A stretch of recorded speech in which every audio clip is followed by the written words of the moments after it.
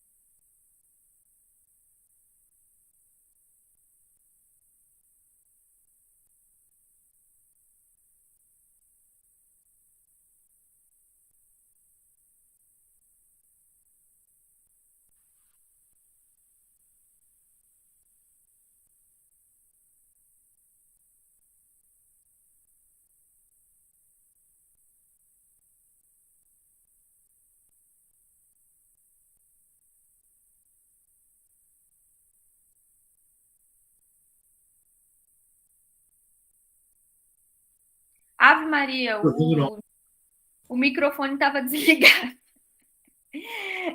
Agora voltei. Vocês chegaram a ver, será que vocês chegaram a ver um link que eu coloquei lá no grupo de uma live com a Rosana, com a pergunta: será que tudo é conteúdo? Vocês chegaram a ver pelo menos um pouquinho ou nada? Alguém? Não? Sim? Não deu Não. tempo? Tá. A Rosana, ela é uma escritora intelectual do Brasil. E bastante interessante a opinião dela sobre um bocado de coisa. Ela ajuda o Fábio Porchat a fazer os programas que ele faz de conteúdo, de leitura de livros, de porta fora, né? E ela fez provocações bastante interessantes com essa pergunta: será que tudo é conteúdo? Antes disso, eu tinha assistido um vídeo que me provocou para esse tema, que ele estava falando, peraí, arte é conteúdo? Tudo virou conteúdo? O conteúdo ficou... O que a gente produz, será que ficou banalizado? Porque quando a gente pega tudo e coloca no cesto de conteúdo, parece que a gente tem uma obrigação de alimentar o algoritmo ou de satisfazer o algoritmo, né? Muita gente começa a tocar, né? No vídeo dá esse exemplo. Um músico faz sua arte, tem lá sua inspiração, desce as musas inspiradoras nele, ele compõe, toca, produz a música. Por coincidência, em um dia, uma das músicas dele viraliza. Ele posta essa música na internet e viraliza. A produção dele, a partir desse momento, passa a ser para repetir esse sucesso na internet, para satisfazer esse algoritmo novamente. E dificilmente ele pode voltar a produzir da mesma maneira, porque aquele frenesi que ele recebeu com a viralização, com a coincidência da viralização, passou a influenciar a maneira como ele produz música. Assim como nós podemos produzir texto, né? Então, aconteceu isso comigo. Eu escrevi um texto, eu estava muito, na época, muito em crise existencial / profissional. Eu pensava que o meu problema era com jornalismo. Muitos de vocês acompanharam isso, né? Isso aconteceu há alguns anos. E aí eu estava muito angustiada, coloquei uma cachaçinha do lado e escrevi um texto falando sobre como o jornalismo ele era como um marido que batia na mulher. Foi muito forte esse texto. E eu era essa mulher, né, que levava uns tapas do jornalismo, mas que tinha entendido que eu poderia ter uma relação de menage à trois com o empreendedorismo e tal, com o marketing também. Então, foi essa metáfora que eu usei no texto. E aí eu publiquei no Facebook e, assim, bombou os meus padrões. Como assim bombou os meus padrões? Porque é muito relativo. Bombar ou viralizar é extremamente relativo. Então, assim, aos meus padrões de reações das pessoas, aquele texto foi muito muito longe, né? Então, para os meus padrões, viralizou. A partir daquele momento, sem eu perceber, eu comecei a buscar fazer textos que satisfazessem aquela quantidade de pessoas, né? Então, eu senti que isso aconteceu comigo. A Rosana, lá do vídeo, trouxe algumas provocações que eu quero trazer aqui para vocês. A primeira e eu queria saber a opinião de vocês. Tudo, mas tudo mesmo é conteúdo? E outra coisa, né? Ela relaciona o conteúdo com a alimentação, com o que a gente consome. Ela fala, olha, e provavelmente a gente vai chegar a falar sobre isso aqui também, né? Quando vocês forem comentar. Que há conteúdos e conteúdos, e que ela julga que tem conteúdos ruins na internet. E que esses conteúdos ruins são como comer salgadinho, comer cheetos, né? Comer o baconzitos, que a gente chegou a comentar no grupo, né? Que não é uma comida de verdade, aquilo que te alimenta. O que seria um bom conteúdo? Um bom conteúdo seria um alimento de aprendizado e que você tire alguma coisa daquele conteúdo proveitoso para você. Essa é a visão da Rosana. O que eu pensei, aproveitando essa metáfora de alimentação e conteúdo, foi o seguinte: é muito fácil a gente julgar as dancinhas do TikTok. Mas por que eu me incomodo tanto com as dancinhas do TikTok? Por que eu me incomodo tanto com os conteúdos ruins? Será que eu invejo a audiência que eles têm, por exemplo? E beleza, eles podem ser um conteúdo estilo baconzitos, eles podem ser um conteúdo do estilo Cheetos, isso na minha opinião, né? Não é um caviar, não é não. Mas é justamente por isso que atinge tanta gente. Muita gente pode comprar um Cheetos, pouca gente pode comer um caviar. E é dessa mesma maneira o conteúdo. Muita gente pode consumir um conteúdo Cheetos, pouca gente pode consumir um conteúdo caviar. E pouca gente gostaria de sabor, teria realmente tesão em comer um caviar. Eu não vou ser hipócrita e dizer que eu não consumo conteúdo Cheetos. Pelo contrário, eu vou dizer, tô aqui para dizer a vocês que eu adoro conteúdo Cheetos. Mas, Verônica, você, que decepção. Jornalista, né? Pensei que você fosse mais culta. Não, eu tô sendo verdade, de verdade. Eu gosto de conteúdo caviar. Mas eu adoro também conteúdo Cheetos. Né? Então eu quero saber de vocês, a opinião de vocês. Tudo é conteúdo mesmo? E o que vocês acham dessa relação, né, metafórica entre conteúdo e alimentação? O que é um conteúdo Cheetos? O que é um conteúdo caviar? E se vocês realmente não consomem conteúdo Cheetos? O que vocês pensam sobre isso? Alguém gostaria de comentar?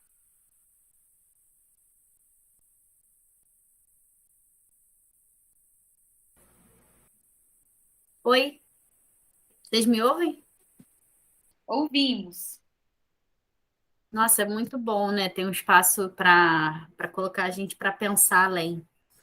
E eu fiquei curiosa se eu encontraria uma definição além do dicionário do que é conteúdo. E aí a primeira coisa que o Google me mostrou aqui foi o que é conteúdo programático, que é o conteúdo, né? Eu leiga em pedagogia, mas é aquele conteúdo do professor, aquilo que ele vai abordar em sala de aula, aquilo que ele precisa ensinar naquela disciplina. E aí isso me traz para o que a Verônica disse, de que é relativo. O que é viralizar?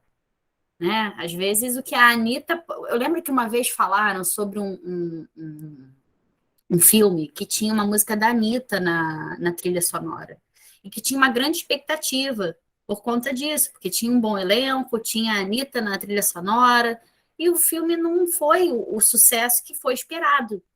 Então, acho que depende do parâmetro, depende da expectativa, depende de uma série de. É tudo relativo, né? Trazendo um pouco de filosofia para cá, é relativo. O que é conteúdo para quem? A gente está vendo muita gente adulta, madura, né, profissionais de comunicação, falando muito mal do TikTok, falando muito mal dos profissionais que estão usando o TikTok para alcançar seus públicos. E muita gente também demonizando como se isso fosse algo errado.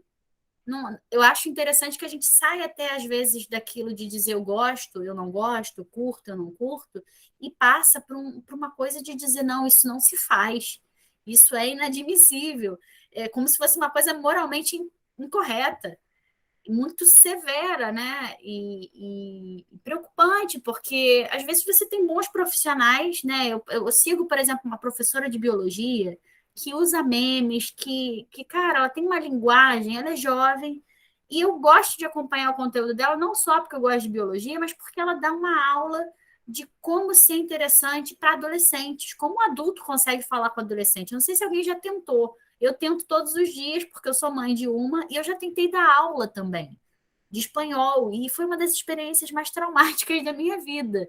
Porque se você não tem pedagogia, se você não tem didática, se você não tem manejo, você é torturado por eles, você é massacrado, porque é dificílimo, você tem que tirar o chapéu para quem consegue falar com um público muito diferente. É fácil eu falar para mães, é fácil eu falar para quem está na minha bolha. Mas como é que. E aí, uma coisa até que eu vou pedir ajuda a vocês no outro momento, porque eu fui convidada para falar para adolescentes sobre jornalismo, né? A escola que a minha mãe dá aula está convidando profissionais de diferentes profissões para falar. E aí, minha primeira preocupação foi justamente isso: como que eu vou falar de algo pelo qual eu sou apaixonada, mas de uma maneira que cative, que seja interessante, sem ser uma chata que vai fazer com que eles pensem que a profissão é um saco e não vale a pena. Então, assim, por quê? Porque é muito fácil eu falar de jornalismo para quem está estudando jornalismo, para quem já fez essa opção. Né? Eu sou procurada, felizmente, adoro lidar com quem está começando, porque renova na gente um fôlego, né? De por que a gente está aqui e compartilhar conhecimento é muito gostoso.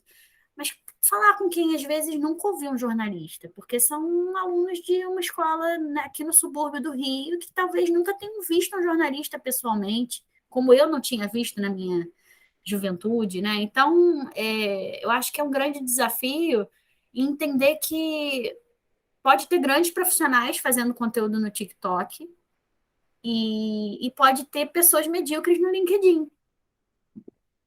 Pessoas não, perdão, profissionais, né, medianos, que não, né, mas que conseguem vender uma imagem muito boa, que você acha que o cara é ótimo no que ele faz, e aí você vai, às vezes, conviver e você vê que ele não é bem aquele especialista que ele vende, mas ele vende uma imagem.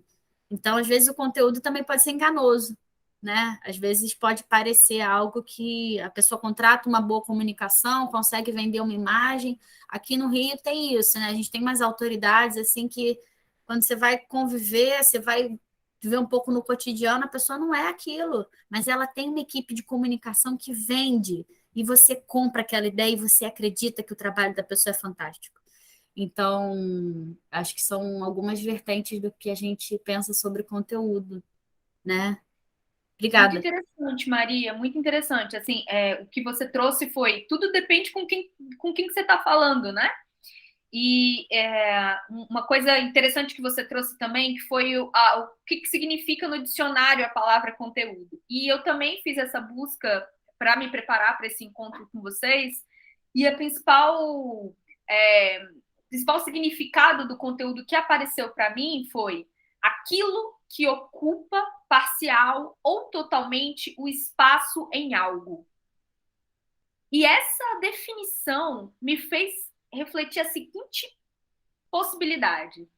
Será que esse excesso, essa onda gigantesca de conteúdo, essa overdose de informação que a gente está passando agora, não existe para ocupar um espaço que está cada vez mais vazio dentro de nós?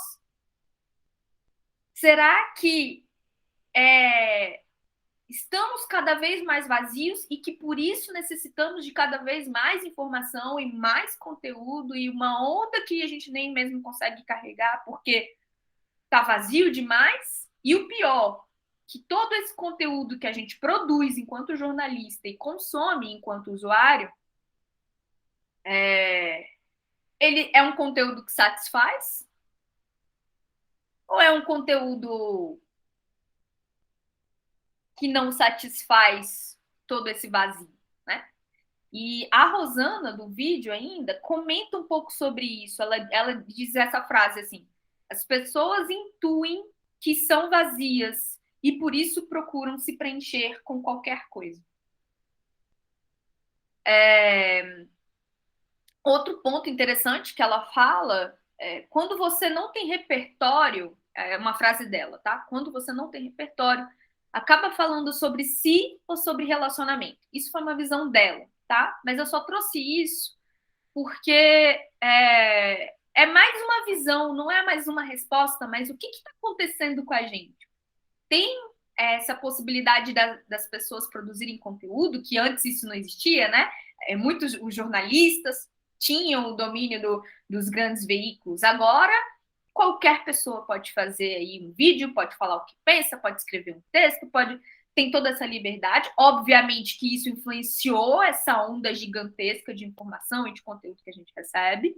Mas vocês acham que faz algum sentido ou é loucura total da minha cabeça essa questão do conteúdo é o que preenche vazio? E esse excesso de conteúdo que a gente vem hoje vem preencher que vazio? Alguém gostaria de comentar? Oi, Boa noite, Regina. boa noite. Não concordo em dizer que é um vazio o conteúdo está preenchendo um vazio. Não, eu acho que a gente está tendo muitas informações, né? Nós estamos tendo muito conteúdo de diversas maneiras, porque, na verdade, se a gente não se preparar, se você não se preparar para dar aula, você não preparar seu conteúdo, você não vai ter o que falar, não vai ter o que expor para a gente. Então, eu acho que esse vazio, eu não concordo que tenha esse vazio, de maneira nenhuma, muito pelo contrário. A gente tem várias maneiras de obter esse conteúdo para se informar. Então, preencher vazio, não, você pode preencher uma dúvida, você pode preencher uma informação que você não tem, mas preencher vazio, não concordo. E eu acho que a gente tem sim capacidade de, principalmente jornalista, outras pessoas também, né? De se informar para ter conteúdo, para ter o que falar, para ter o que expor. Entendeu? Então, cada vez mais os meios de comunicação, cada vez mais a internet, né, está aí mostrando diversos conteúdos e cabe a gente saber selecionar, cabe a gente saber discernir o que vai nos favorecer. O que é que vai nos preencher, não de vazio, mas de informação, para que a gente tenha uma qualidade de leitura, para que a gente tenha discernimento. Isso sim, é a minha opinião. Legal, Rê, bacana. Obrigada por isso. Nada. Quer, quer comentar, Rafa? Quero sim ver. Eu não sei se, em cima do que ela falou, essa questão assim, porque essa fala de que estamos num vazio é uma fala que parece que todo mundo está muito abrangente, todo mundo está num vazio e por isso procura qualquer tipo de conteúdo, né? Recentemente eu estava conversando com um amigo e a gente estava uma conversa maravilhosa assim, e a gente estava falando que a gente lê, estuda, busca várias coisas, mas a gente também se permite, como você falou no início do conteúdo Cheetos, a gente se permite, ele usou até um termo de alienação, se alienar com alguns conteúdos mesmo, ver novela, na época, quando a gente conversou, foi até um pouquinho antes dessa febre de internet, né, de 5 anos para cá, assim. Então, você se permite consumir esses conteúdos, porque às vezes você não quer parar para pensar ou ter um conteúdo mais caviar, como você falou. Você falou uma definição de conteúdo aqui, eu vi uma outra também no dicionário que eu queria trazer, que você falou aquilo que ocupa parcial ou totalmente o espaço em algo. Mas a número 5 aqui no dicionário diz o seguinte: significação mais profunda, relevância. Trazer um contraponto disso, mas essa relevância também e a profundidade varia de acordo com o que cada um quer, né? O que é essa profundidade também, né? Então, eu também discordo um pouco dela em relação voltando em relação à questão do vazio, mas se você pegar talvez um estudo sociológico amplo, pode ser que sim, mas nem todo mundo, não dá para colocar todo mundo nessa frase, porque esse tipo de conteúdo, às vezes um conteúdo engraçado, eu, por exemplo, consumo muito conteúdo engraçado para me fazer rir, para poder eu levantar o meu astral. E são coisas bobas, mas que, como você falou, conteúdos títulos que me faz bem, em algum sentido me faz bem. Então, não sei se isso caracteriza um vazio, entendeu? Ótimo, muito bom, gente. Adorei, tô adorando ver as opiniões aí de vocês. Eu só pensei nessa possibilidade do vazio como se fosse um vazio interior, sabe? Eu entendi isso. Como uma. Eu enxerguei como uma. Podem rir, mas como quase uma busca filosófica, espiritual de quem a gente é. Então, eu concordo com o lance do Brasil nesse sentido, assim. Eu acho que pode ter a ver, mas assim, é cada um com a sua opinião, não tô impondo a minha. Eu queria saber de vocês a opinião de vocês sobre a seguinte frase da própria Rosana do vídeo que eu mandei para vocês. Ela diz o seguinte: nossa, como tem gente competente que faz conteúdo lindo e não tem audiência. O que vocês pensam sobre isso? É verdade? Tem muita gente boa que não tem audiência e muita gente ruim que tem muita audiência? E o que cara. E é porque a gente acabou de pensar junto, porque não existe conteúdo bom e ruim. Existe só conteúdo, talvez, que você queira consumir naquele momento, que é Cheetos, e tem outro conteúdo que você quer consumir de outra maneira, que é o conteúdo caviar. Considerando que talvez, né, só talvez não exista conteúdo bom ou ruim, porque será que é só conteúdo bom que tem muita gente fazendo? É bom nesse sentido de caviar? O que vocês pensam sobre isso, Giovana? Você quer falar?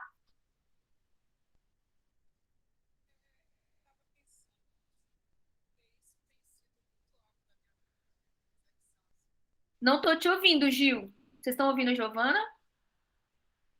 Não, estou ouvindo não. Peraí.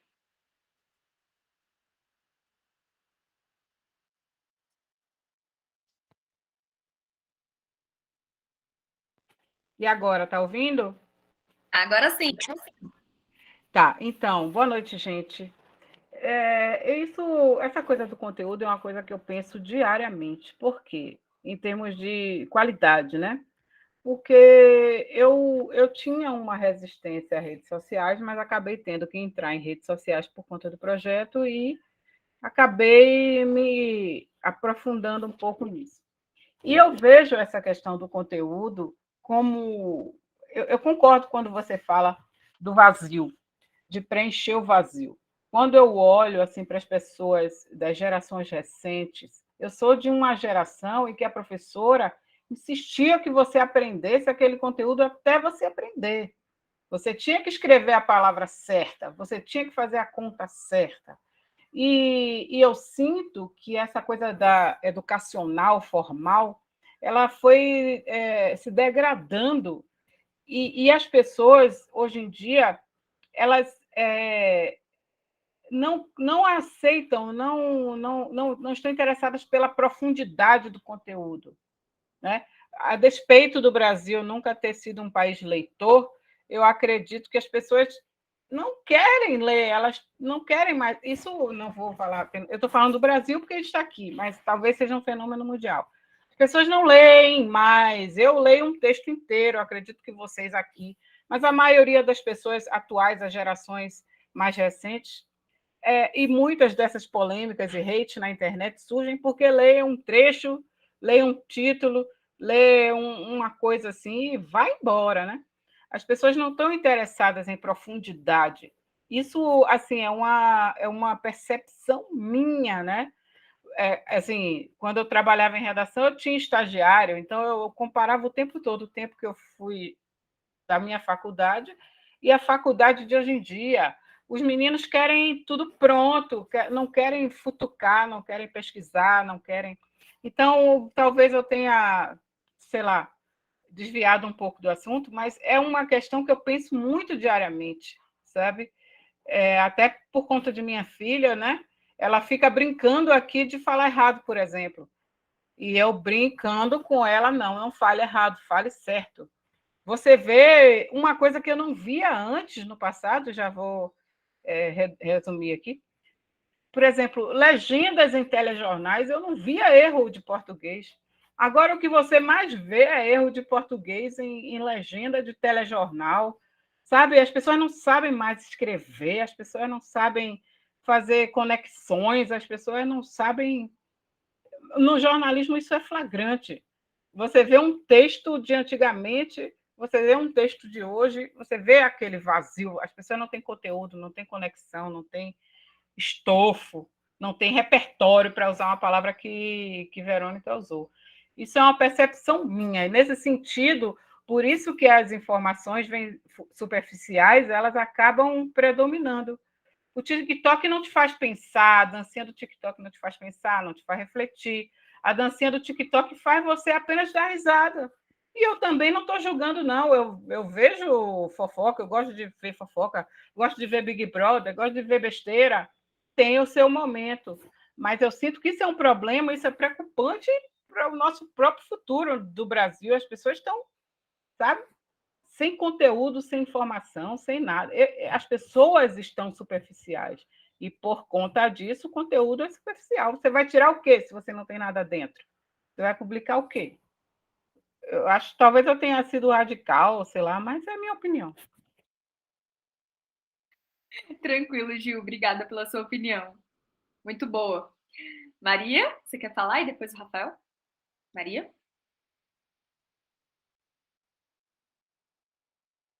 Sem microfone, Maria. Vou desligar. Eu estava pensando ainda sobre a questão do vazio, quando você trouxe a pergunta, mas tudo tem conexão, né? Queria dizer que eu me identifico. Claro que não é todo mundo. Existem pessoas saudáveis, felizmente. Mas não é meu caso. E eu sinto esse vazio, e felizmente hoje eu consigo percebê-lo. Mas tem hora que eu simplesmente estou vagando na internet. Estou vagando na timeline do Instagram, do Facebook, que aparece ex, aparece gente que eu não quero ver, aparece coisa que não tem por que eu estar consumindo aquilo, mas eu estou ali, sabe? Eu costumo brincar que houve uma época da minha vida que a pessoa me chamava para ir no jogo do Flamengo, eu ia. No meio da torcida do Flamengo, eu sou Vasco. Então, assim, existem as pessoas desnorteadas, sem propósito, que estão buscando. E, assim, o Instagram, felizmente, tem uma ferramenta, não sei se vocês sabem, claro que vocês sabem, mas para mim é novidade, que você fala para ele, eu quero ficar meia hora, e ele te alerta, ó, você já está meia hora no Instagram. E antes eu tinha botado uma hora. Houve uma época que eu trabalhava com ele, então já houve 2 horas, mas agora eu estou meia hora. Então, assim, eu estou numa caminhada, estou melhorando. Mas por quê? Porque se eu vou ficar meia hora, eu tenho que consumir conteúdo de qualidade. E o que é qualidade para mim é diferente do que é qualidade para outras pessoas. Eu não tenho TikTok, por exemplo, porque eu já não dou conta do que eu tenho. Né? Mas, assim, a última instituição pública na qual eu trabalhei criou um perfil no TikTok porque percebeu que era uma forma de comunicar com a população. Então, assim, pode ter conteúdo bom em todo lugar, como tem, né?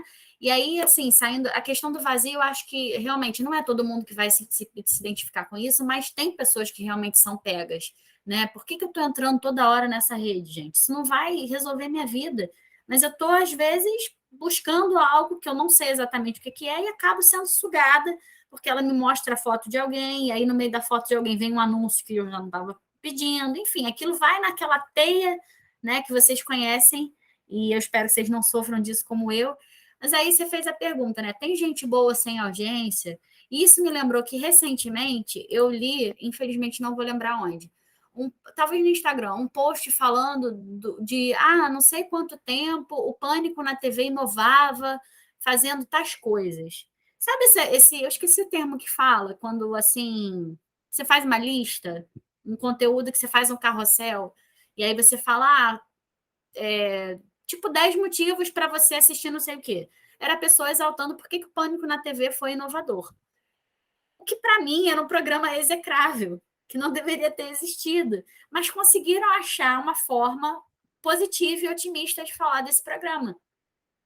Então, assim, e aí mostrava quando fulano do programa fez tal coisa. E, assim, coisas que para mim são deploráveis, né, que faziam com que para mim aquele programa não deveria passar na rede aberta, mas que para outro público, inclusive o público do Pânico, era muito grande, porque, né, fez sucesso, tinha audiência. Numa emissora talvez Rede TV, né, que nem era uma emissora assim pelo menos aqui no Rio, não é uma emissora de sucesso, assim, não faz, né, frente à liderança. Mas há quem olhe para isso com saudosismo, falando, caramba, houve um programa bom que fazia coisas inovadoras, se chamava Pânico na TV. Então, para quem está assistindo Pânico, existe alguém que não está assistindo, por exemplo, o canal da professora que eu citei. E essa pessoa vai achar o canal talvez entediante, porque ela está falando algo que, né, não faz sentido para todo mundo. Acho que não dá para agradar todas as pessoas. E é muito raro, né? É muito difícil, é quase impossível. Aliás, existe algum conteúdo que faça sentido para todo mundo, que preencha todo mundo? Acredito que não. Então, respondendo a pergunta da vez, se é que eu lembro, né? Porque eu já falei tanto que eu já. Mas se tem gente boa, se é possível produzir um conteúdo bom que não tenha audiência, não tem um grande alcance. Acho que tem muito. Todo dia eu descubro alguma coisa que eu falo, nossa, isso merecia um destaque, isso tinha que ser bombado, e não é. Como todo dia também eu olho alguma coisa e falo, poxa, tem tanta gente dando atenção para isso. Não vou me esforçar para não dar minha opinião, né? A gente tem o caso de um homem que se relacionou com uma mulher numa via pública, a mulher, né, foi internada, o cara tem mais de, nossa, quantos milhões? Eu até perdi a conta, 6 milhões de seguidores em dias. Em dias. Criaram um perfil no Instagram para um homem que morava na rua, enfim, vocês devem ter ouvido essa história. O cara tem milhões de seguidores. Será que já deu tempo? Vou tentar não dar minha opinião, mas ao mesmo tempo trazer a reflexão que me vem. Deu tempo desse homem produzir conteúdo no Instagram o bastante para 6 milhões de pessoas, independente dele ter alguma formação, algum conhecimento. Não estou dizendo, vou tentar não entrar nesse mérito. Mas já deu tempo dele conquistar 6 milhões de pessoas, gente? Ou a gente está realmente... Não é o conteúdo que atrai, não é exatamente o conteúdo, é alguma coisa alheia a isso. Obrigada. Eu só antes de passar a palavra para o Rafa, Maria, essa reflexão é bem importante e eu queria trazer um acréscimo, que é o quanto a gente que está produzindo conteúdo se frustra, insatisfeito com a pouca audiência que tem. Né? Que é o caso muito da Gil aqui. A Gil cresceu exponencialmente, mas a Gil tem dificuldade de ficar feliz pelo que ela conquistou, porque tá sempre insuficiente. Tipo, ela postou lá no grupo, inclusive, parabéns, Gil, pela sua participação lá no programa, achei demais, você falou super bem. E aí ela me vem assim com uma pergunta, vou falar, Gil, vou ter que te denunciar, não tem jeito. Ela falou, poxa, Vê, eu participei lá da TV e só ganhei 70 seguidores. Achei pouco. Aí eu falei, mas o quanto você achou que era bom? Não sei. Ou seja, a gente nem sabe o quanto quer ser, o quanto é bom. Nem sabe. E já despreza o que conseguiu, né? E aí meu pai estava arrumando o computador aqui do meu lado enquanto eu conversava com a Gil e eu comentei com ele. Ô pai, olha aqui a Giovana. Apareceu na TV, tá falando que arrumou 70 seguidores em pouco tempo. Aí ele, caramba, 70 seguidores?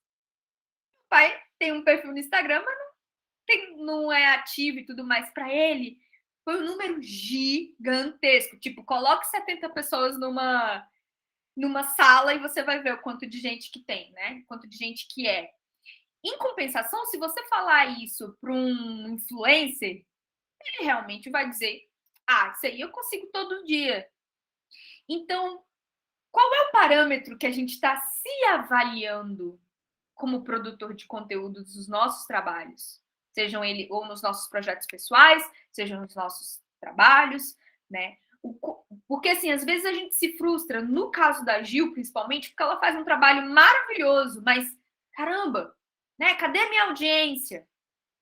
Não significa que o seu trabalho seja ruim, que nem a Maria colocou, né? Tem muita gente fazendo trabalhos lindíssimos, mas que não tem audiência. E voltando àquele conceito do Cheetos e caviar.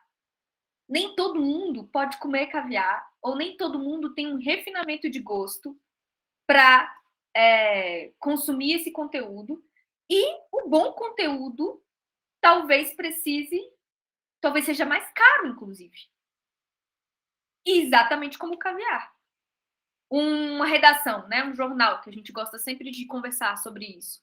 O melhor jornalista, ele vai ser pago, ele vai receber mais, teoricamente, né?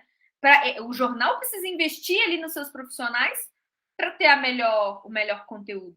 Então, o quanto a gente está se baseando nos algoritmos para talvez até diminuir a qualidade do nosso trabalho em busca de uma maior audiência.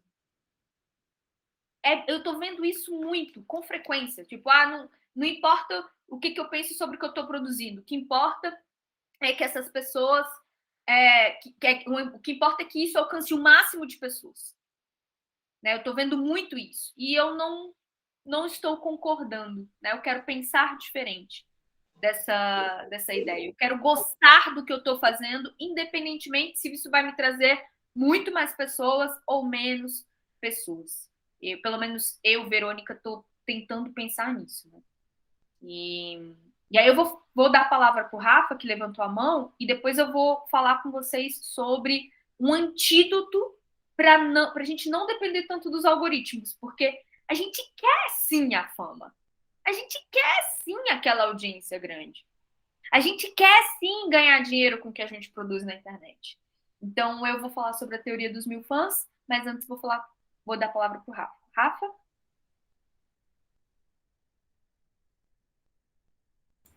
Então, eu queria... Esse papo é muito interessante e eu ia falar exatamente o que você falou do parâmetro, Vê.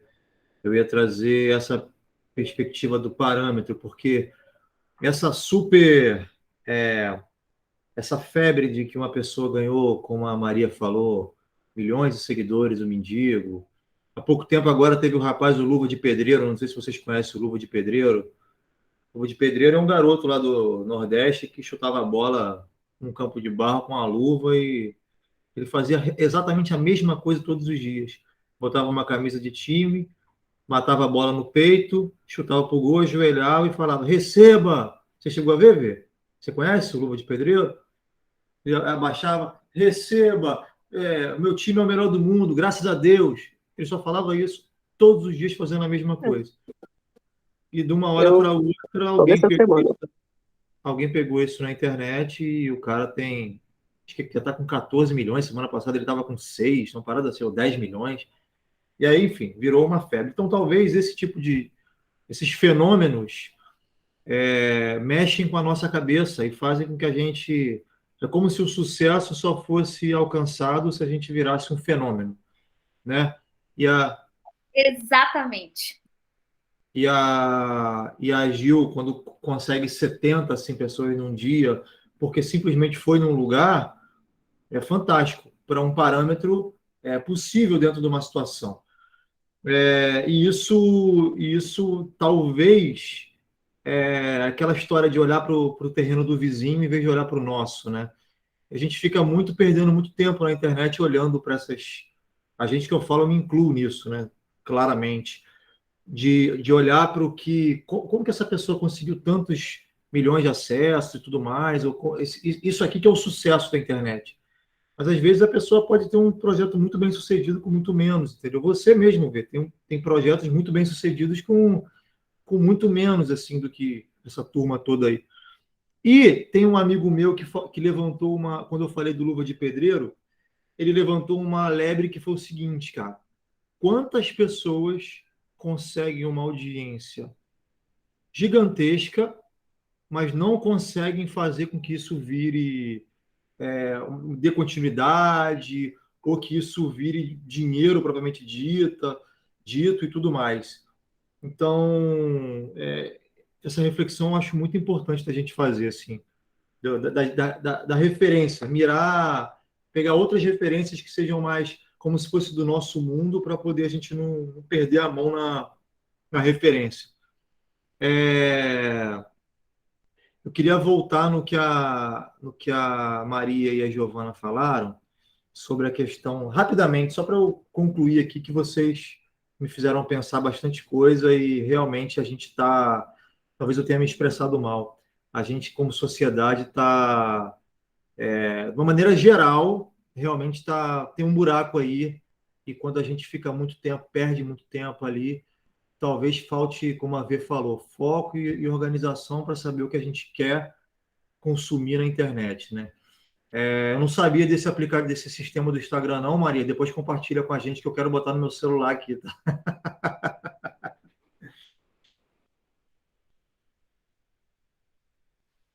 Terminou, Rafa? É isso. Tá. A Ana Luísa. Oi, Ana Luísa! Bem-vinda, boa noite, que saudade de você. Boa noite, Vê. Em relação ao que o Rafa falou, né? Sobre a pessoa, às vezes, ter muita audiência e não transformar aquilo em resultado, né? Era justamente quando veio essa reflexão sobre conteúdo, casou muito com umas conversas que eu tenho tido com uma amiga jornalista que faz muito plano de comunicação, né? Então, uma das principais rendas, assim, que ela tem com freela é montando planos de comunicação, e ela foi me mostrar como que ela trabalha, né? Ela falou, Ana, por exemplo, esse plano de comunicação, uma empresa cobraria 15 mil, eu cobro 3. E aí ela foi me dar o passo a passo de como ela monta um plano de comunicação, né? Primeiro ela entrevista a pessoa, uma dermatologista, alguém que tem, enfim, um negócio X, o que essa pessoa quer, qual a percepção que ela tem do negócio dela, o que ela acha que os clientes percebem do negócio dela, que problemas que ela acha que tem no negócio dela, e depois ela entrevista os clientes, né? No caso da médica, as pacientes, e ela vê se aquelas percepções se confirmam. Ela observa assim um monte de aspectos, né? Ela manda pesquisa quantitativa com público semelhante, você atende, por exemplo, mulheres de 40 anos, servidoras públicas, tá? Ela manda a pesquisa para outras servidoras para saber o que elas buscam de uma dermatologista, né? Ela faz um trabalho bem completo, né? E ela fala, Ana, a comunicação vai depender muito do objetivo da pessoa, né? Se uma dermatologista chega para mim e fala que ela quer aumentar o ticket médio no atendimento dela, se ela quer mais procedimentos de preenchimento facial, por exemplo, rede social não atinge o objetivo dela. Ela tem que melhorar o pós-venda, ela tem que melhorar a comunicação assim assado. É claro que ela vai continuar tendo Instagram, mas para ela não vai fazer diferença ter 1.000 seguidores ou 10 mil. Assim, muitas vezes ter 10 mil seguidores que não fazem o procedimento é pior do que ter 300, mas que estão ali acompanhando o trabalho dela e que fecham os pacotes, né? Então, ela foi me mostrando vários planos de comunicação, como que eles foram montados para atingir o objetivo que aquela pessoa tinha, e não necessariamente a audiência é um requisito, né? Se a pessoa está buscando muitas vezes mais agenda, não necessariamente ela precisa ter milhões de seguidores, até porque ela não daria conta de atender essa agenda, né? Então, para a gente dar um passo atrás e observar, assim, por que eu estou nas redes sociais, né? Qual é o meu objetivo? O que eu busco? Qual a comunicação que eu quero? Porque muitas vezes a dancinha de TikTok pode até dar uma mega audiência, mas do público errado, para um caminho errado, sabe? É um navio indo numa velocidade maior, mas para uma direção errada, sabe? Então, dar um passo atrás e refletir, assim, cada um aqui tem negócios e iniciativas diferentes. Eu lido com pessoas que têm números de seguidores grandes e lido com pessoas que não têm nem rede social e que não dão conta da agenda, porque o boca a boca é muito forte e a pessoa recusa o trabalho, né? Médicos que recusam o trabalho porque só da indicação da outra pessoa, tal, ela já lota a agenda, ela já atinge o objetivo dela, ela precisa, na verdade, frear, né? Então, assim, a gente vai ter momentos diferentes, objetivos diferentes para negócios diferentes, e acho que o conteúdo tem que estar casado com esse objetivo, né? Senão a pessoa pode estar conquistando coisas incríveis, mas que não estão alinhadas com um propósito maior, sabe? Sim, super, super concordo com você também, Ana. E tem tudo a ver com essa percepção do resultado. O que é resultado? O que a gente quer estando nas mídias sociais, né? E aí tem uma teoria bem famosa do Kevin Kelly, que foi um editor da revista Weird, que é bem famosa, né? E esse Kevin Kelly, ele escreveu um artigo que até hoje reverbera no mundo do marketing. A única coisa que a gente tem que aprender de marketing é o que esse cara escreveu em uma única folha, que é sobre essa teoria dos 1000 fãs. Eu posso ler um trechinho para vocês? Eu prometo que é bom pra cacete. E vocês vão abrir a mente, como abriu todas as vezes que eu leio, algo muda em mim. Que a gente não precisa ter aqueles milhares de seguidores, porque talvez não vai fazer diferença no que a gente quer, né? Se a gente está falando de eu quero produzir conteúdo, eu quero falar sobre uma coisa e eu quero viver disso. Quero falar sobre esse tema e eu quero viver disso. Tá, uma coisa é viver disso, outra coisa é ficar milionário. Milionário, você vai encontrar um monte de guru na internet que vai te proporcionar, talvez, esse caminho. Agora, esse artigo dos 1000 fãs diz que é possível você viver confortavelmente com o que você pode produzir na internet. Bom, basicamente, em resumo, ele diz: se para você fazer 100 mil reais por ano, a Ana vai gostar dessa conta aí, que a Ana é do dinheiro. Já estou gostando, pode continuar. Muito bom. Para você ganhar 100 mil reais por ano, vai te dar o quê? Façam as contas comigo, que eu sou de humanos. Vai dar 7, 8 mil reais por mês? É isso? Vou fazer aqui, bem rapidão, mas é por aí. 8 mil por aí. Um pouquinho mais de 8 mil. Tá. Um salário de 8 mil para você produzir sobre o que você gosta em casa, se você não tiver uma família grande, se for só você, por exemplo, ou se for você e um filho, dá para você viver.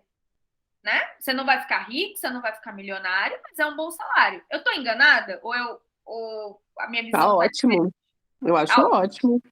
Também acho ótimo. Eu me interessei. Mas dá para você viver e ainda dá para investir, não dá, Ana? Dá, depende das escolhas da pessoa, né? Mas super dá. Tem um amigo que conquistou independência financeira ganhando menos de 4 mil, assim. Beleza. Depende do foco, né? Maravilha. Então vamos colocar essa base. Vamos pensar que a gente precisa fazer 100 mil reais no ano.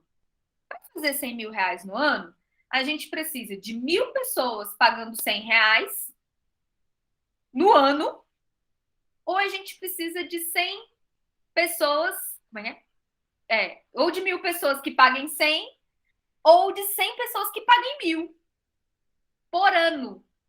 Por ano. E aí você começa a perceber que isso é extremamente viável se o seu foco for conseguir fãs verdadeiros do seu trabalho, fãs do seu conteúdo caviar. Você não precisa ter 10 mil seguidores, como a Ana comentou bem, que não vão comprar de você. Você precisa de pessoas que querem te acompanhar e que vão comprar de você. Esse deveria ser o objetivo de uma pessoa que busca ter um negócio digital. Então, o texto diz assim: para ser um criador bem-sucedido, vou compartilhar com vocês, que eu acho que vai ficar mais legal de vocês acompanharem. Tem uma lógica matemática bem interessante. Tá aqui. Beleza. Ele diz assim: para ser um criador bem-sucedido, você não precisa de milhões.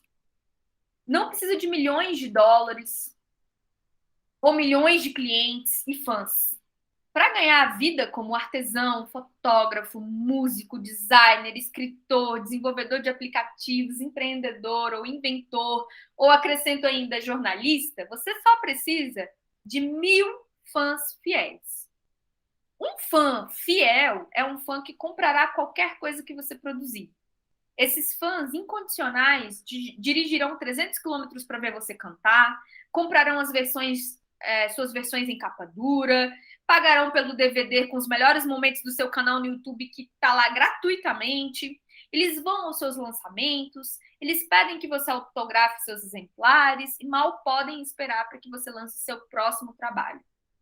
Se você tiver cerca de 1000 fãs assim, você pode ganhar a vida.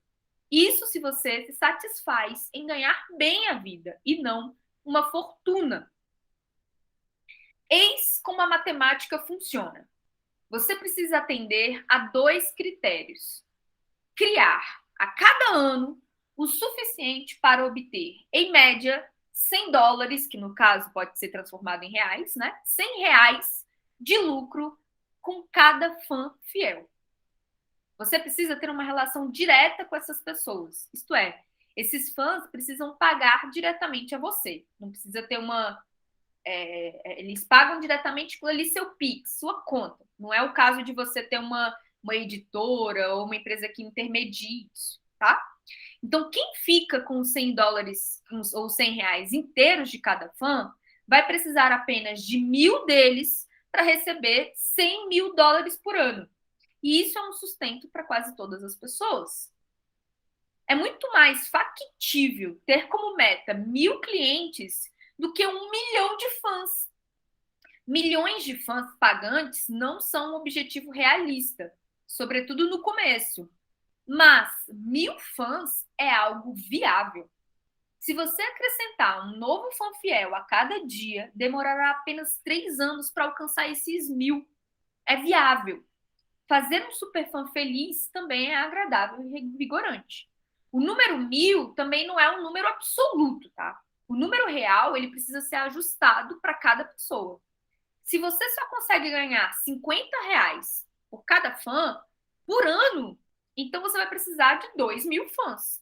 Da mesma forma, se você conseguir vender R$200 por ano, serão apenas 500 pessoas que você tem que conquistar.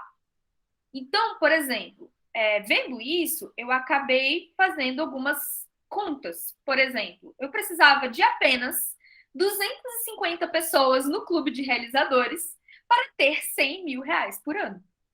Aí você pode escolher pensar, putz, 250 pessoas é muita gente. Ou você pode pensar, caraca, 250 pessoas nem é tão ruim, nem é tão difícil assim, eu nem faço propaganda do clube de realizadores. Eu poderia conseguir 250 pessoas, porque essa é a média que eu tenho hoje. São de 40 a 50 pessoas no grupo que me pagam por ano R$300. Tá bem melhor do que essa estimativa aqui desse texto, que ele está pedindo para a gente conseguir apenas R$100 por ano de uma pessoa que admira e acompanha o seu trabalho. Isso é viável, isso é extremamente viável no meu pensamento. Então, eu posso, se eu tenho um produto que custa R$1.000, ou uma assinatura de alguma coisa que custa R$1.000 por ano, eu preciso apenas de 100 pessoas dispostas a renovar esses R$1.000 comigo, no ano, não é no mês. Você divide isso no ano, fica R$80 por mês. Isso é extremamente viável, na minha opinião. Ele ainda diz o seguinte, é claro que nem todas as pessoas vão ser seu fã fiel. Você vai ter fãs admiradores comuns. Embora o apoio de 1.000 seguidores comprometidos possa ser uma fonte suficiente de sustento, para cada fã fiel, você talvez tenha 2 ou 3 fãs comuns. Então, pensa em um círculo. Existe um círculo dos fãs fiéis e em volta desse círculo existem seus fãs comuns, que são as pessoas que vão comprar de vez em quando de você. Talvez não todo mês. Talvez não vai te dar o que um fã fiel dá. Mas, por exemplo, eu tenho a Silvinha, que eu tenho uma honra de dizer que a Silvinha é uma fã fiel minha. Porque ela investe em tudo que eu lanço. Os meus melhores, né? A maior parte dos meus clientes hoje, eles são pessoas que já compraram de mim há 7 anos. Não é gente nova que vem chegando, são pessoas que vão acompanhando. E então, assim, se a gente trabalhar, seja na internet ou na produção de conteúdo, conversar com as pessoas, interagir com as pessoas, produzir conteúdo caviar, né? O caviar que ajuda as pessoas, a intenção não é ter milhões de seguidores, não é ter 10 mil seguidores no Instagram, é talvez se preocupar com ter 1.000 pessoas fiéis que te paguem R$100 ao ano, que é aí uma diária de trabalho dela em 362 dias. Ou é você se concentrar em ter 100 pessoas que vão te pagar R$ 1.000. Ou ainda que você possa ter 500 pessoas que te pagam 200. Né? Então, eu comecei a fazer as contas, por exemplo, de que o clube de realizadores, com pouquíssimas pessoas que tem, consegue me dar um salário mínimo por mês. Mais ou menos. Porque dá 15 mil por ano. Aí você pensa, puxa, eu preciso realmente me sujeitar aos algoritmos a qualquer custo? Ou quem é que diz que eu tenho que ter milhões de seguidores? E quando você tiver milhões de seguidores, você ainda vai achar que tem pouco. É isso, é tipo uma insatisfação atrás de insatisfação. Você nunca vai dizer assim, não, agora eu tenho seguidor pra caramba. Porque quando você tiver com 2,8 milhões de seguidores, você vai estar não pensando que não é suficiente ainda, porque você quer 3. Mas no final das contas, o que você está alimentando dentro de você? É o reconhecimento de ter 3 milhões? Ou realmente está entrando dinheiro do bolso? Ou realmente você está sendo pago para produzir o conteúdo que você acredita que as pessoas merecem? Né? Nada contra quem produz conteúdo cheetos. Mas se eu escolho produzir caviar, que eu me concentre em 1.000 pessoas que me paguem R$ 100, ou em 500 pessoas que me paguem R$ 200, ou em 100 pessoas que me paguem R$ 1.000. Essa é a teoria que, nesse artigo, ele cita o efeito de cauda longa numa venda. Vocês já ouviram falar nesse efeito de cauda longa? É muito interessante, porque no começo da internet, os grandes agregadores de conteúdo, tipo Amazon, Netflix, eBay, Netflix só no início mesmo do negócio, né? Eles notaram que o total de vendas de todos os itens que vendiam menos era igual, em alguns casos, até maior do que o total dos poucos best-sellers. Então, vamos supor na venda de livros, né? Os best-sellers vendem muito, então é um gráfico grande para cima. No entanto, os livros que não são best-sellers têm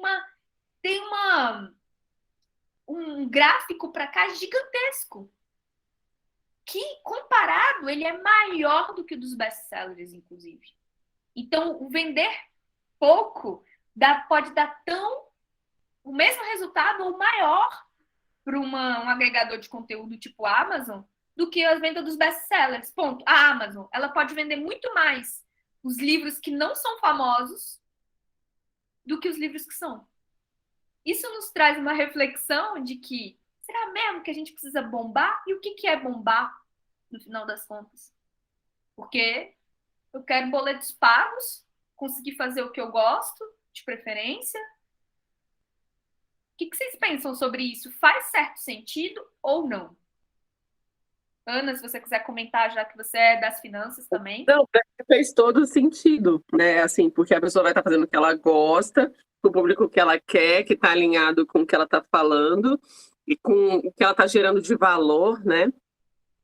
Se as pessoas estão comprando é porque ela está gerando um valor, né? Acho que a gente tem que ter isso em mente, né? Que as pessoas compram o que resolvem problemas, né? Então, quando a Giovana, né? Eu vi a Giovana na TV, né? Naquela entrevista. Ela está resolvendo uma demanda de muitas mães, né? Assim, ela está ali apoiando e criando um projeto que, enfim, sendo remunerado ou não, assim, está ajudando muita gente que não tem o mesmo tempo que ela tem para pensar sobre isso, refletir sobre aquela questão, encontrar soluções, encontrar formas de agir mais inteligentes. E aí a pessoa já recebe aquilo pronto depois que ela processou aquilo tudo, né? E aí você dividindo dessa forma, já fiquei fazendo um monte de conta na cabeça, né? Porque eu acompanho uma digital influencer que bombou, né? Assim, que teve um vídeo que viralizou, então rapidamente ela estava com mais de 150 mil seguidores no Instagram, mais de 400 mil no TikTok, perfil verificado. Só que ela não está transformando isso em receita, né? E aí eu estou agora fazendo um trabalho junto com ela. E aí agora você já me entregou algo pronto, sabe? Eu pensei, nossa, se ela tiver... Muita escola procura ela, muito professor procura ela, né, para falar de conteúdo de inclusão. É uma pessoa com deficiência, é uma mulher muito inteligente e que toca, assim, muito na fala, né? Eu falei assim, nossa, se tiver uma assinatura de R$ 9,90 para ela falar com um público específico, com tanta gente que ela atinge, com tanta gente que manda mensagem, eu pensei, nossa, já paga isso. Eu já comecei a fazer conta aqui, né? Porque não necessariamente precisa ser sempre a forma tradicional, né? Precisa ser na publi, precisa ser uma contratação de uma palestra mais cara, pode ser em algo de assinatura, né? Então, assim, para mim, não só fez todo sentido, como acendeu uma luz aqui agora, né? Dentro do que eu posso ajudá-la, né? Tô pensando. Com certeza. Uma pessoa que fala assim, não, eu não preciso nem ganhar 8 mil. Se eu receber 4 mil disso aqui que eu estou fazendo, tá bom. Ela precisa de 50 pessoas pagando R$ 1.000, né?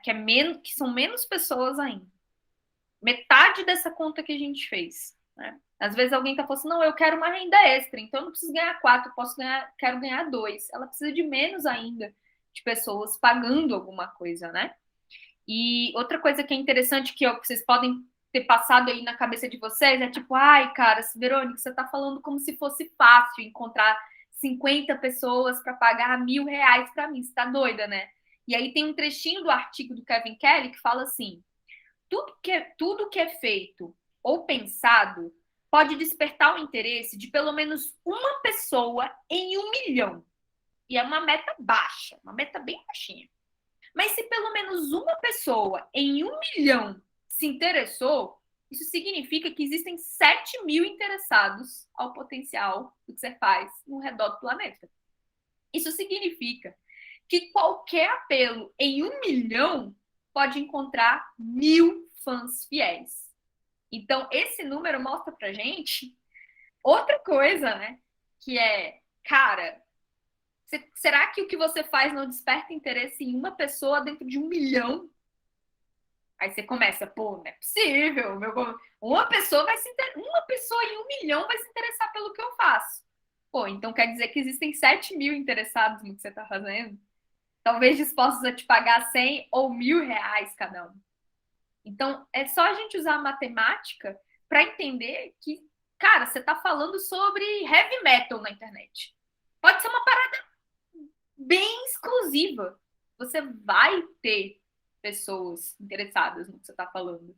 E que pode, claro, se você tiver a disposição para trabalhar nesse sentido de se conectar com as pessoas, de alcançar, sim, esse conteúdo, né?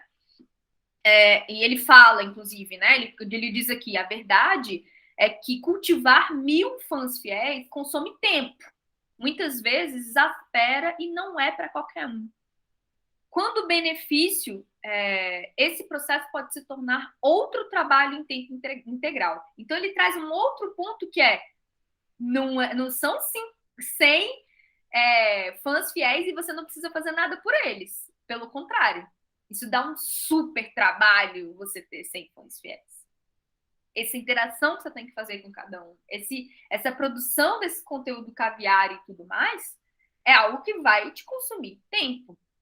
Tá? Então, esse é um ponto importante que tira a gente do sonho dos números, uma realidade. E só para a gente finalizar a questão do artigo do Kevin, é que ele coloca assim no último parágrafo: a mensagem final. Os 1.000 fãs fiéis são um caminho alternativo para o sucesso, diferentemente do estrelato. Em vez de tentar alcançar os picos estreitos e improváveis dos discos de platina, dos best-sellers, dos campeões de bilheteria e do status de celebridade, você pode ter como meta uma conexão direta com essas 1.000 pessoas. Dessa forma, não importa quantos fãs consiga conquistar, você estará cercado não por uma paixão passageira, mas por uma admiração genuína e leal. É um destino muito mais razoável e é muito mais provável que você realmente o alcance. Finalizando aí a teoria dos 1.000 fãs. Alguém gostaria de comentar se faz sentido ou não, se tem algo que não bate? Você pode depois compartilhar esse trecho para a gente reler e refletir? Com certeza, posso deixar o link do artigo completo lá no grupo. Obrigada.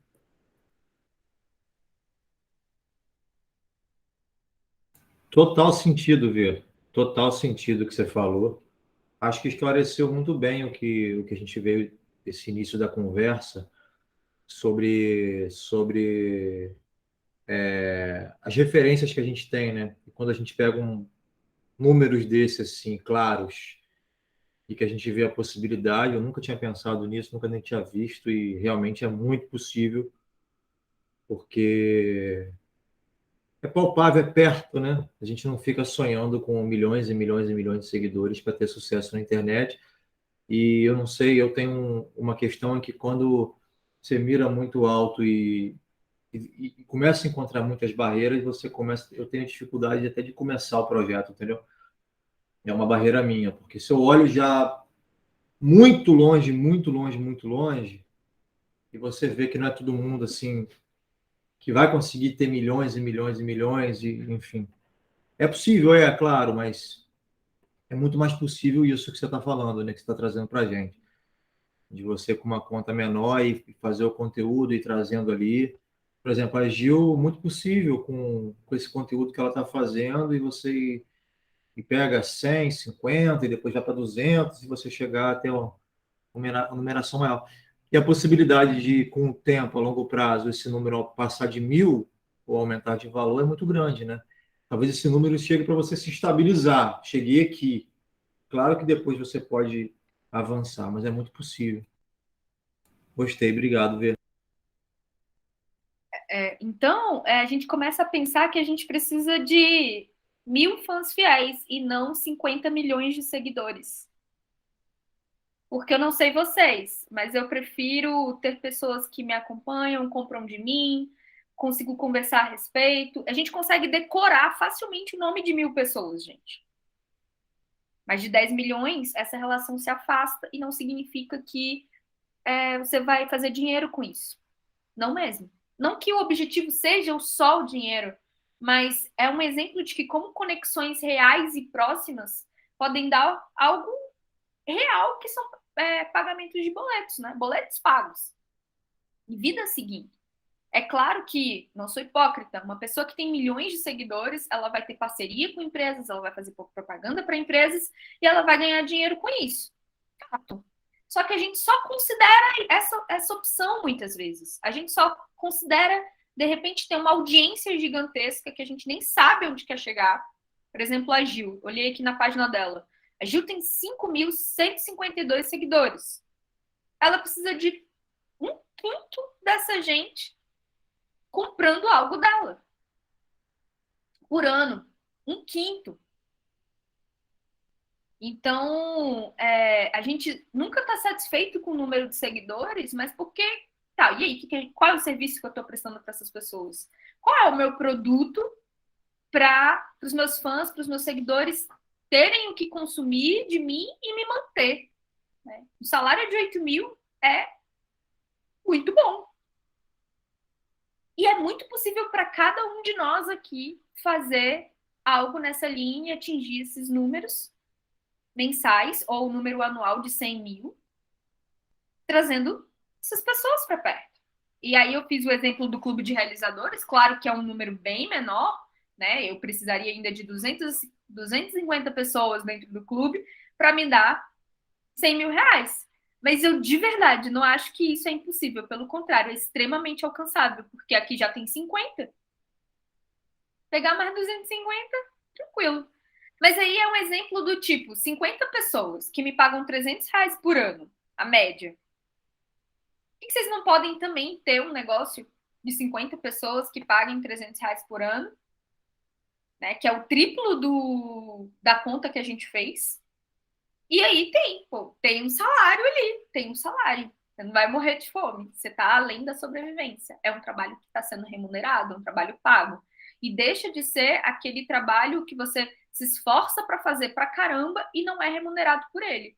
Porque dá trabalho fazer um conteúdo muito bom dentro do Instagram. E aí você não é remunerado por ele porque você está só olhando para o número de seguidores, que absolutamente nunca vai ser suficiente.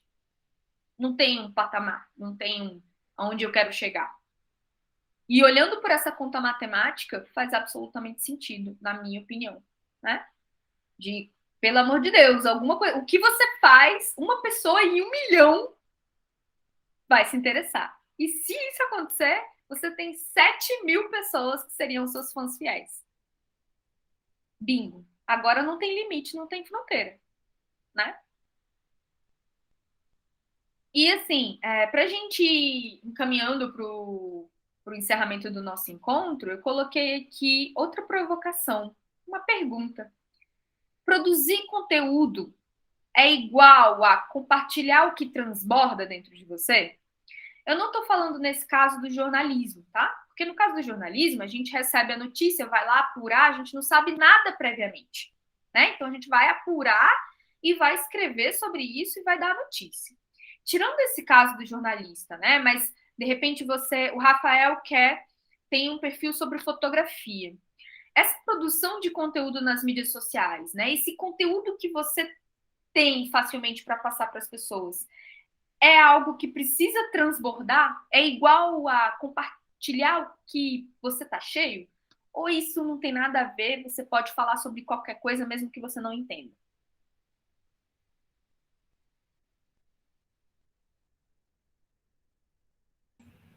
Vê, vou falar aqui o que eu penso assim.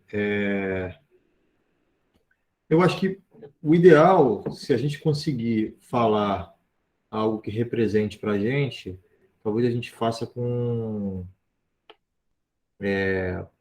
mais facilidade, talvez, com mais potência. Falar de algo que atravessa a gente, algo que a gente se encante. Mas eu acredito que a gente consiga fazer conteúdos, a gente como jornalista, né, fazer conteúdos de outras coisas que não atravessem. O que você perguntou foi que se... você pode repetir, Vê, o que você tinha falado? Se compartilhar conteúdo é o mesmo que... se produzir conteúdo é o mesmo que compartilhar o que transborda dentro de você. Ou não? O que é produzir conteúdo para você? Eu não acho que é... eu acho que esse tipo de conteúdo, quando a gente faz o conteúdo de algo que transborda dentro da gente, eu acredito que tem uma força maior. Mas não necessariamente eu acredito que o conteúdo é produzido de algo que a gente que transborde na gente, sabe? Que seja que aquela energia, aquela coisa que como a fotografia e outro futebol, cultura para mim, por exemplo. Eu acredito que a gente consiga fazer conteúdo de coisas que a gente não tem esse coração batendo, né? Talvez fique um pouco mais difícil. Mas a pergunta também, voltando no início da nossa conversa, como você perguntou, né, no início, tudo é conteúdo? Eu fiquei me questionando isso, se qualquer coisa que a gente compartilhe na rede é um conteúdo. Tudo é conteúdo? Eu não sei responder, viu? Sinceramente, eu não sei responder. Se tudo que está na rede social de todo mundo é conteúdo, isso tudo é conteúdo? Eu não sei responder essa pergunta. Queria que vocês até me ajudassem nisso aí, porque sendo humilde, não sei. Não sei classificar o que é e o que não é, sinceramente. Rafa, tamo junto. Eu também não sei responder se tudo é conteúdo. Alguém aqui sabe, quer falar a opinião sobre o que acha em relação a tudo é conteúdo ou não? Tudo é conteúdo. Mas aí depende muito da maneira de como você vê esse conteúdo. Esse conteúdo serve para você? Vai lhe acrescentar alguma coisa? Então, tudo é conteúdo. Se não fosse, não existiria, não estaria aí nas redes sociais, no TikTok, no YouTube, no Instagram. Tudo é conteúdo. Agora, serve para você? Se não serve, então não é conteúdo. Aquela informação, aquele conteúdo lhe traz alguma informação, vai mudar alguma coisa, vai lhe ensinar alguma coisa. Então, para mim, eu acho que tudo é conteúdo, mas em uma outra parte você tem que ver se esse conteúdo serve para você. Por exemplo, essas mensagens que colocam, mensagens da igreja, mensagem de corrente, essas correntes. É um conteúdo que quem está passando acha que vai fazer efeito. Eu odeio correntes. Eu odeio que mande para mim corrente. Então, eu deleto. Não, de jeito nenhum, não absolvo. Então, aquilo ali, corrente para mim, não é conteúdo. É isso. Obrigada, Rê. Obrigada pela sua opinião. É importante a gente também pensar que se tudo é conteúdo, o que é conteúdo, né? Assim, em resumo, do que a gente conversou até aqui, o que a gente viu, né? A gente viu 3 definições diferentes de conteúdo, muito maravilhosa, né? Assim, a Maria trouxe um, o Rafa trouxe outro, eu trouxe mais um. Colocamos a possibilidade de discutir se esse excesso de conteúdo tem a ver com preencher algum vazio interior. Foi a proposta que eu coloquei, e a Regina falou que não concorda, a Rafa também não, Maria entendeu e confirmou, né? Trouxe um ponto de vista super interessante sobre nem todo mundo está pleno. Tem as pessoas que sim se sentem vazias e muitas vezes se perdem vagando na internet, né? Aleatoriamente. Também mostramos o artigo do Kevin Kelly, que fala sobre a teoria dos 1000 fãs verdadeiros, né? Por que eu trouxe esse artigo? Para responder a questão que incomoda, que é por que a gente está fazendo conteúdo para agradar um algoritmo que leve a mais pessoas. Para quê? Para que chegar a tudo isso? É para você ganhar seu sustento dessa maneira? Qual é o objetivo? Porque se for para ganhar seu sustento, tá aqui, a teoria dos 1000 fãs. Você não precisa de milhões de seguidores para isso acontecer, né? Então, essa ideia matemática que fica muito clara para todo mundo traz uma visão bem diferente do, cara, não preciso me sujeitar a algo que eu talvez não queira tanto fazer. Talvez eu possa fazer o meu conteúdo caviar para poucas pessoas. E o ruim que eu vejo é essa birra de quem faz o conteúdo caviar querer ter uma audiência muito grande. Porque caviar não vai para todo mundo. E não vai, nunca foi. Caviar nunca foi para todo mundo. Sempre foi para uma parcela pequena da população. Agora, Cheetos, não. Cheetos, conteúdo Cheetos, você espere alcançar muitas pessoas. Não estou dizendo que um é bom e outro é ruim. Estou dizendo para a gente começar a entender que se eu estou produzindo um conteúdo super rebuscado intelectual, não, eu não vou ter 400 mil seguidores no TikTok. Muito difícil. Muito difícil eu ter uma audiência extremamente grande ou relevante dentro das mídias sociais. Agora, se eu me proponho fazer o conteúdo Cheetos, eu talvez consiga alcançar mais pessoas. O que está me incomodando é o comunicador ou o jornalista ou o intelectual que se propõe a fazer um conteúdo extremamente intelectual, filosófico e quer alcançar 1 milhão de seguidores no TikTok. Peraí, isso não está fazendo sentido, né? Você está fazendo um conteúdo caviar. E é isso, assim. Em relação ao outro ponto que a gente discutiu aqui, né? Se produzir conteúdo tem a ver com compartilhar o que transborda. A Giovana colocou no bate-papo aqui, ela falou, olha, eu compartilho o que eu transbordo, é isso o meu conteúdo. Né? E quando você faz isso, a chance de você se conectar com pessoas é muito grande. E o que te aproxima da teoria dos 1000 fãs, porque você realmente está compartilhando o que tem de mais dentro de você. Então é algo bem interessante. Para a gente fechar, eu trouxe um provérbio chinês para fazer pensar de novo. É um provérbio chinês que diz o seguinte: já que a gente está falando de transbordar o que tem dentro da gente, como produção de conteúdo, a frase é preciso esvaziar a xícara para tomar novos chás. O que isso pode significar para a gente hoje, né? Talvez, se alguém aqui estiver sentindo uma overdose de informação, de dados, de conteúdo, de um bombardeio, né, desse tipo de informação, que tipo de esvaziamento a gente precisa fazer para experimentar novas coisas, para pensar em outras coisas, e como se esvaziar desse conteúdo em um mundo em que talvez não nos deixe ter esse esvaziamento de xícara, né? Esse esvaziamento da gente mesmo. Então, eu estou tentando fazer isso, só compartilhando uma experiência pessoal. Eu estou deixando muitas coisas em stand-by ou realmente cancelando as coisas, todas as coisas que a minha mente vem para você tem que fazer isso, você tem que fazer isso, você tem que fazer isso, para estabelecer pequenos objetivos durante o ano e focar nele e trabalhar a satisfação e trabalhar estar satisfeita. Eu quero estar satisfeita com o que eu tenho. E eu tenho uma forte sensação de que o mundo que a gente vive hoje